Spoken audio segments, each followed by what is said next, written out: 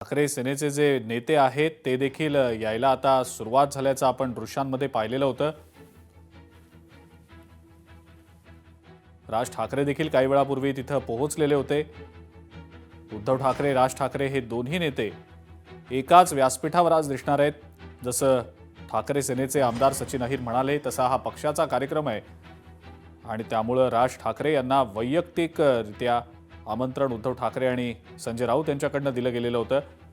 हा फक्त शिवसेना उद्धव बाळासाहेब ठाकरे पक्षाचा कार्यक्रम आहे, त्यामुळे मनसेचे झेंडे किंवा मनसेचे जे नेते आहेत त्यांचे फोटो बॅनर्सवर लागलेले नाहीत असं स्पष्टीकरण यावेळेला सचिन अहिर यांनी दिलेलं आहे।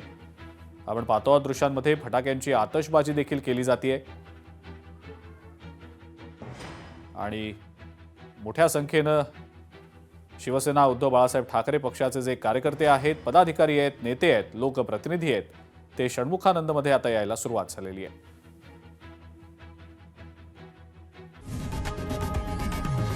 लोकशाही मराठी ऐका, पहा, जागरूक रहा।